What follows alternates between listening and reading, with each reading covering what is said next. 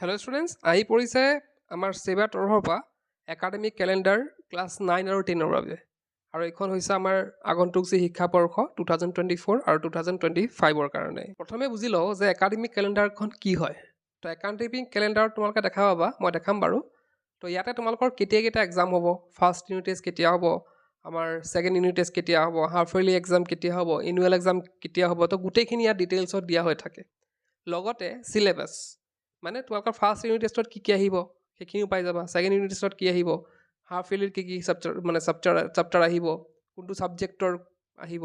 সেই গোটেইখিনি ডিটেইলছত ইয়াত দিয়া থাকে এতিয়া তোমালোকক মই দেখাবলৈ গৈ আছোঁ কিদৰে দিয়া থাকে তো এই একাডেমিক কেলেণ্ডাৰখনত আৰু কিছুমান বস্তু পাবা যেনেকৈ কিছুমান ন'টিচ ইয়াত আছে ইম্পৰ্টেণ্ট ন'টিচ কিছুমান লগতে তোমালোকৰ হলিডেজবিলাক আছে মানে কোনটো বাৰত বন্ধ হ'ব ক'ত কেতিয়া খোলা থাকিব কি বাৰে বন্ধ থাকিব তো ইয়াত চোৱা তোমালোকে ৰেড কালাৰখিনি তাত কি বন্ধ আছে গোটেইখিনি লিখা আছে এতিয়া চোৱা ডাইৰেক্ট প্লেন ফৰ ক্লাছ 9ৰ এইখিনি চোৱা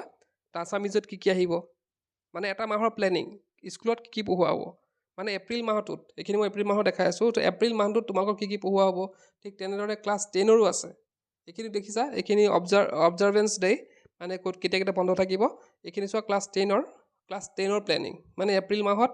কি পঢ়োৱা হ'ব সেই গোটেইখিনি প্লান ইয়াত দিয়া হৈ থাকে এতিয়া এইখিনি প্লান কি হয় চৰকাৰী স্কুলত ইমপ্লিমেণ্ট ভালদৰে হয় কিন্তু কিছুমান প্ৰাইভেট স্কুলত হয়তো এইটো প্লান মানে এপ্লাই নহ'বও পাৰে কিন্তু চিলেবাছৰ ক্ষেত্ৰত বা হলিডেজৰ ক্ষেত্ৰত কিন্তু গোটেইখিনি প্ৰযোজ্য হয় আৰু তো যিসকল ছাত্ৰ ছাত্ৰীয়ে ধৰা নিজৰ চেপ্টাৰ লৈ চিন্তিত হৈ আছে কি আহিব নাহিব ফাৰ্ষ্ট ইউনিট টেষ্টত বা ছেকেণ্ড ইউনিট টেষ্টত কি আহিব নাহিব তো সেইখিনি তোমালোকে এইখন ফ'ল' কৰিব পাৰা আৰু প্ৰাইভেট স্কুলৰ ক্ষেত্ৰত অলপ হয়তো বেলেগ হ'ব পাৰে সেইখিনি তোমালোকে অলপ সুধি ল'বা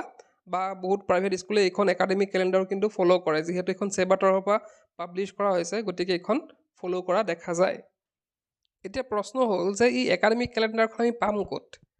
তো তোমালোকৰ একেবাৰে সহজ উপায় এটা দিছোঁ এই ভিডিঅ'টো ডেছক্ৰিপশ্যনত যোৱা ডেছক্ৰিপশ্যনত লিংক দিয়া হৈ আছে PDF লিংকটো তাত তোমালোকে অ'পেন কৰি তোমালোকে নিজে চাব পাৰা মোবাইলত তোমালোকে নিজে মোবাইলত চাই পেলাই তোমালোকৰ নিজৰ চিলেবাছ বা কি আছে তাত সেইখিনি জানিব পাৰা আৰু এইখন যদিহে তুমি ক্লাছ 9 বা 10ত পঢ়ি আছা খুব উপকাৰী এখন একাডেমিক কেলেণ্ডাৰ চিলেবাছৰ ক্ষেত্ৰত হওক বা আমাৰ বন্ধ কিবাৰ চাবলৈ হওক বা আমাৰ কেতিয়া এক্সাম হ'ব সেইখিনি জানিব হ'লে এই একাডেমিক কেলেণ্ডাৰখন তোমালোকক উপকাৰ কৰিব তেন্তে এইখিনি আছিল আজিৰ ভিডিঅ'ত ক'বলগীয়া আজিৰ ভিডিঅ'ত ইয়াতে শেষ কৰিলোঁ কি পঢ়ছে ইউ কেন লাৰ্ণ